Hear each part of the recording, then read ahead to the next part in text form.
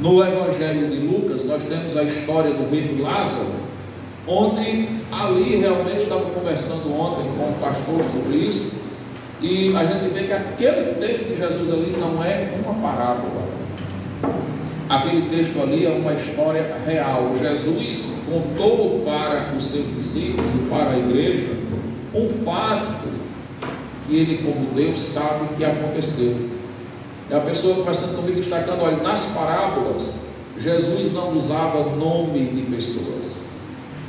Nas parábolas, Jesus dizia assim, um semeador, um homem saiu, então sempre a pessoa ficava não identificada, né? Uma mulher perdeu uma dracma, um homem lá tinha 100 ovelhas, mas não identificava.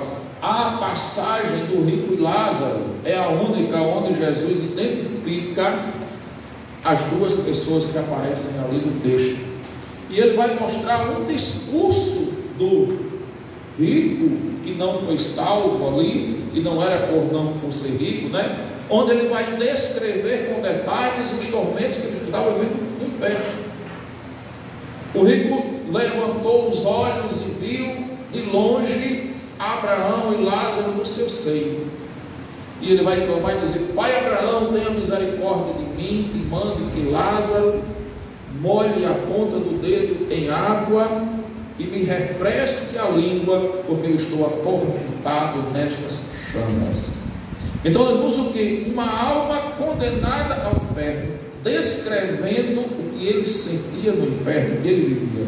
Ele estava em tormentos e ele estava em chama, e o seu desespero era tão grande ali que ele desejava que nem que fosse uma pequena gota de água que pudesse lhe refrigerar, e nem que fosse na ponta da língua ele poder ter a sensação de algo diferente do calor infernal. Ele precisava que fosse nem uma gota d'água para lhe refrigerar. E ali ele vai ouvir a triste realidade que a Bíblia ensina em todo o seu contexto, né? Que não havia mais o que se fazer, que havia um grande abismo que separava. Ali eram dois reinos, dois mundos diferentes. Não tinha como Lázaro passar para lá, nem ele passar de lá para cá, nem daqui para lá, nem de lá para cá. E aí, meus irmãos, Deus nos dá um tempo nessa vida para nós aproveitarmos esse tempo para nos prepararmos para a vida que veremos lá. Aqui ela é passageira. A Bíblia usa vários termos para mostrar o quanto a vida nessa terra ela é breve. A Bíblia diz que o vigor do homem é como o vigor de uma flor, e ele diz mais assim: a flor amanhece bonita, verde, cheia de vida, mas de tardezinha ela murcha e cai e está ali ao pé da planta. Amanheceu cheia de vida, mas entardeceu sem vida a flor. Tiago vai dizer que a nossa vida é passageira como uma neblina, como um vento. E aí, meus queridos irmãos, nós olhamos dentro do contexto da Bíblia, e olhando lá no Salmo 139, a Bíblia diz que Deus contou os nossos dias. E os nossos dias foram escritos e determinados por Deus quando eles nem ainda existiam. Duas coisas nós aprendemos nessa palavra. Eu quero só ler para vocês. 139, versículo 16 em diante, diz assim: os teus olhos me viram a substância ainda informe. Ou seja, não havia forma, mas os olhos de Deus já viram a pessoa completa, antecipadamente. O Deus do passado, o Deus do presente, o Deus do futuro, o Deus onipotente, o Deus onisciente, o Deus onipresente, que previu e fixou a nossa vida, nos viu ainda a substância informe. Quando nem existíamos ainda, Deus já viu. E ele diz assim: e no seu livro foram escritos todos os meus dias, cada um deles escrito e determinado, quando nenhum deles havia ainda. não existiam os nossos dias, mas Deus já tinha escrito todos esses dias. A primeira coisa que nós podemos aprender com esse texto é que nós não estamos aqui do nada. Que você não veio a esse mundo porque você furou a barreira de Deus, porque você passou desapercebido de Deus. Não, você veio a esse mundo com um propósito. E esse propósito não foi um propósito da natureza, foi um propósito do Criador. Você veio a esse mundo porque o Criador trouxe você a esse mundo. Foi Ele quem planejou você como ser humano, um ser vivo, para viver nessa terra. Então a gente não está aqui do nada. Eu já sei que o simples fato de ser uma pessoa, eu já sou o escolhido e o chamado de Deus. Eu já sou alguém que a minha vida tem um propósito de Deus, porque se não fosse, eu não teria existido, eu não teria nascido, eu não estaria aqui. Então essa é a primeira coisa que você tem que se alegrar, saber que você é alguém que veio a esse mundo por um projeto de Deus. E Deus também não trouxe você assim para ficar no vácuo, sem objetivo nenhum, do nada. A Bíblia diz que Deus previu todos os seus dias. A Bíblia diz que Deus escreveu todos os seus dias e Deus determinou cada um deles. E eu tenho certeza que o que Deus escreveu para cada um dos que Ele trouxe aqui, o que mais Deus quer, essa determinação dos nossos dias, irmãos, é que nós cumpramos. Deus nos deu um calendário para cumprirmos, é que nós cumpramos esse calendário de acordo com o projeto de Deus. Porque eu não acredito que Deus determinou os seus dias para você viver no pecado. Eu não acredito que Deus escreveu os seus dias para você andar ali no caminho da destruição. Eu acredito que Deus escreveu os seus dias para você se voltar para Ele, para você se servir a Ele, para você aproveitar a sua vida da melhor forma, para engrandecer Deus na sua vida e ser um instrumento de Deus, para que Deus também seja engrandecido na vida de outras pessoas. Então nós aprendemos que tem um propósito. Segundo, Deus nos deu um calendário. Um calendário, ele tem começo, tem meio e tem fim, né? Porque o nosso calendário, ele tem quantos dias? 365 dias. Todo ano se renova o calendário, todo ano se renova. Deus nos deu um calendário com alguns anos, algumas décadas, alguns até um século, um pouquinho mais de um século. Nós não sabemos o tamanho do nosso calendário, nós não sabemos quantos dias tem no nosso calendário, nós não sabemos quantos anos tem no nosso calendário, mas nós sabemos que nós temos um calendário para cumprirmos. E cada dia que nós estamos vivendo nessa terra, nós estamos cumprindo o dia do calendário que Deus escreveu para as nossas vidas. Mas a minha pergunta, ao chegarmos aqui, é a seguinte: como nós estamos cumprindo o nosso calendário? Será que o que nós estamos fazendo nos dias das nossas vidas é aquilo que Deus previu, é aquilo que Deus determinou? O que vocês acham?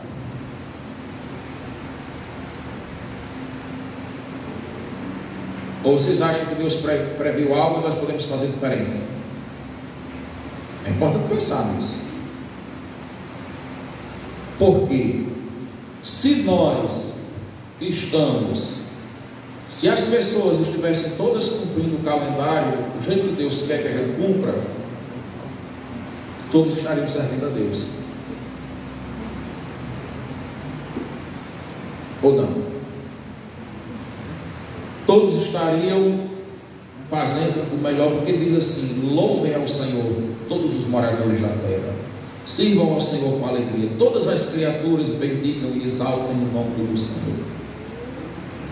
Mas a gente sabe que uma grande parte da população do mundo não serve a Deus, e o pior, serve conscientemente ao maligno muitas vezes, né? A gente viu de manhã aqueles vídeos das pessoas que fazem pacto com o inimigo.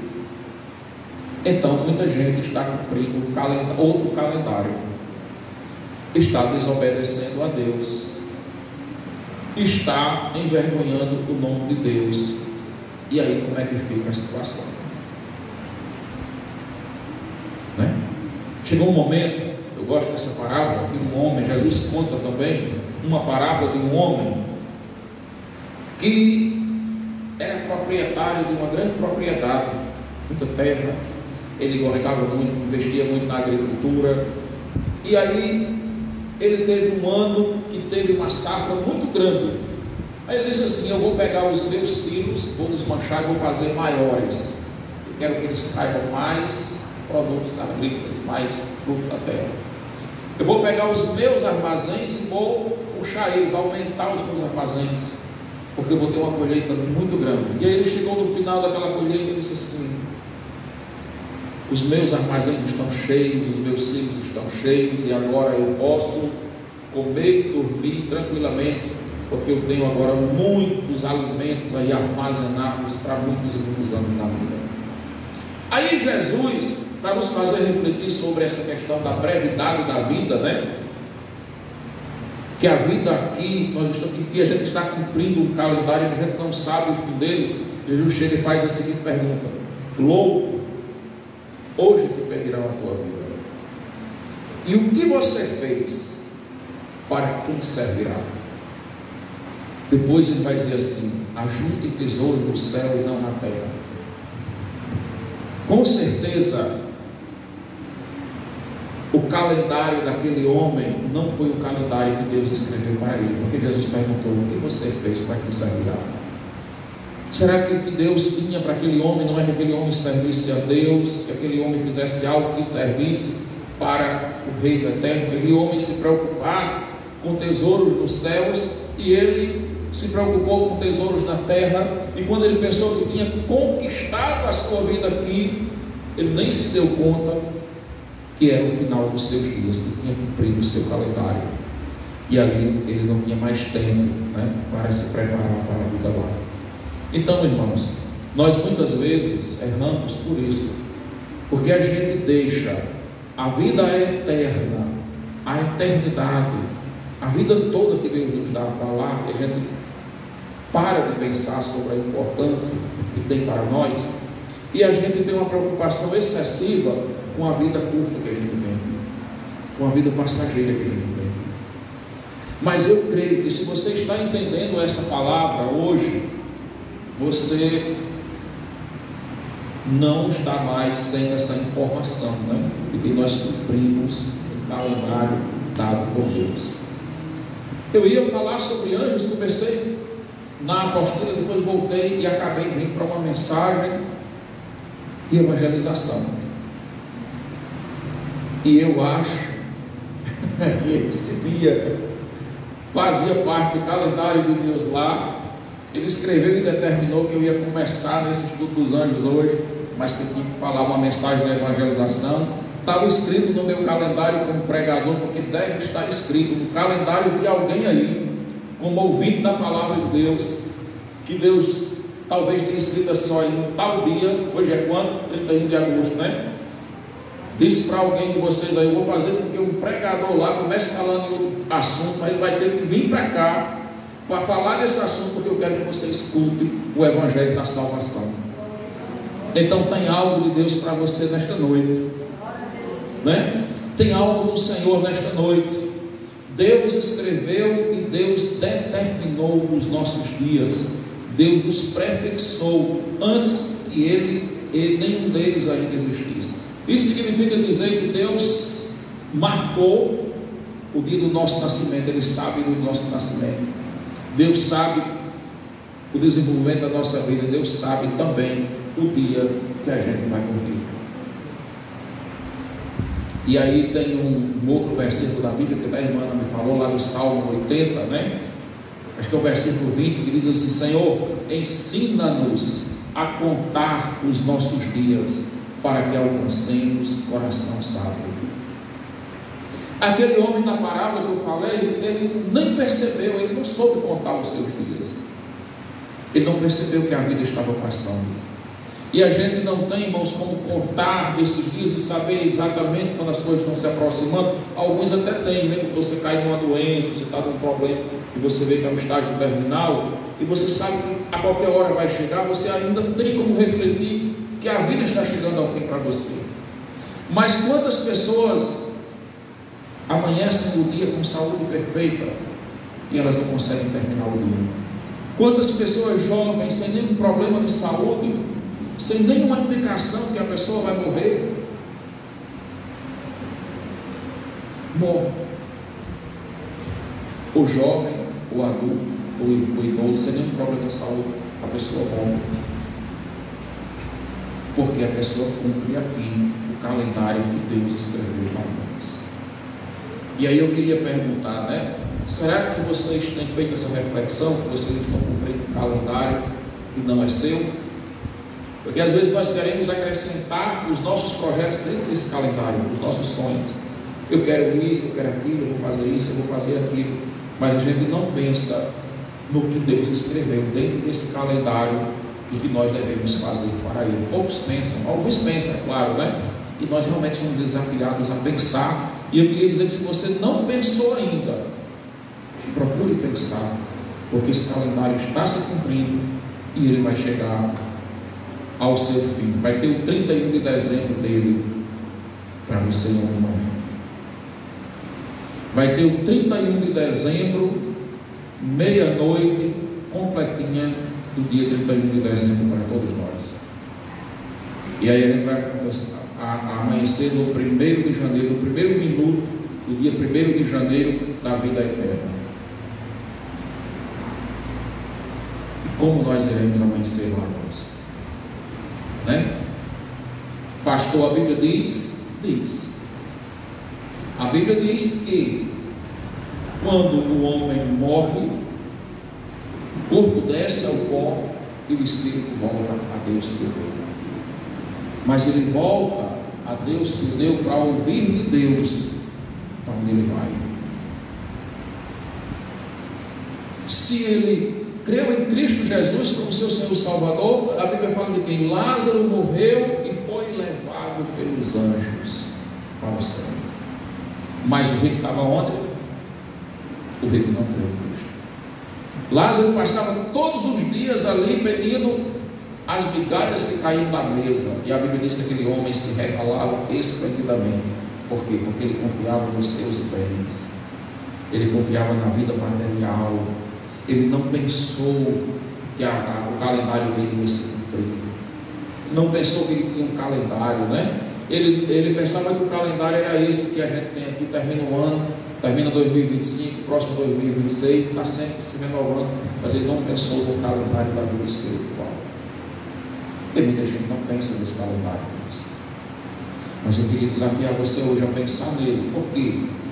Porque nós podemos viver esse calendário da forma mais maravilhosa aqui na terra, de uma forma bem melhor, e nós podemos viver de uma forma muito incomparavelmente melhor, indizível, podemos dizer assim, de tanta glória, quando o Senhor nos chamar no 31 de dezembro da nossa vida espiritual, né? Ele diz aqui no versículo 23: sonda-me, ó Deus, e conhece o meu coração, prova-me e conhece os meus caminhos, vê se há em mim algum caminho mau e guia-me pelo caminho eterno. O salmista tinha essa preocupação, que Deus olhasse para dentro dele, que Deus sondasse o seu coração. Em Jeremias diz que Deus sonda o nosso coração, Isaías diz que Deus sonda o nosso coração, Provérbios diz que Deus sonda o nosso coração, o livro dos Salmos também diz que Deus sonda o nosso coração e dá a cada um de nós sempre as nossas portas. Deus conhece se há em nós algum caminho mau, conhece todos os nossos caminhos, mas em Jeremias a Bíblia diz que nós devemos abandonar os caminhos do pecado, abandonar os maus caminhos, nos convertermos e virmos para Deus, para que nós tenhamos os caminhos eternos aplanados pelo Senhor nas nossas vidas. Às vezes na nossa caminhada a gente quer reescrever o calendário nosso por cima do de Deus, entortando caminhos tortos, né? Mas Deus quer reaplanar, Deus quer reescrever a nossa história, Deus quer nos trazer de volta para dentro do calendário dele, que é o melhor para a vida de cada um de nós. Deus com certeza, irmãos, escreveu para a sua glória o nosso calendário. A gente precisa entender isso, saber que o que Deus preparou para nós é o melhor, porque a Bíblia diz que aquilo que o homem não pensou, que o olho não viu, que jamais o entendimento humano foi capaz de compreender, foi o que Deus preparou para aqueles que lhe servem. A Bíblia ensina que é grande a glória que nos espera, e que nada aqui pode ser comparado. Mas é aquilo, Jesus, ele é um presente de Deus para a sua salvação, mas você precisa receber o presente. O presente foi dado, o preço foi pago. Deus está oferecendo o presente de graça para você. Mas o que acontece se alguém comprar um presente para você, foi entregar o presente e você dizer assim: eu não quero receber esse presente? Você não vai desfrutar do presente. O presente foi comprado para você, mas ele não vai ser seu. Para que você vivencie, desfrute do presente, você precisa receber aquele presente com gratidão. Então, muitas vezes nós não conseguimos vivenciar o melhor de Deus para nós, porque o nosso coração se fecha para receber o que Deus tem nos oferecido. Nós precisamos crer em Cristo e recebê-lo como Senhor e como Salvador das nossas vidas, e assim nós podemos então ter, essa glória de Deus reservada para nós. O versículo 17, o salmista aí faz uma exclamação aí, depois de dizer que os seus dias foram escritos pelo Senhor, foram determinados, ele diz assim: que preciosos para mim, ó Deus, são os teus pensamentos.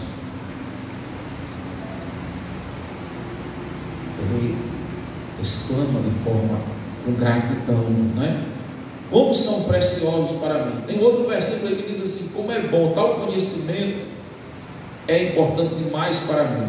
Versículo 6: saber que Deus nos conhece quando nós nos deitamos, quando nós nos levantamos, que Ele sabe tudo da nossa vida. Versículo 5 diz que Deus nos cerca por detrás e por diante, e sobre nós Ele põe a mão, a proteção de Deus.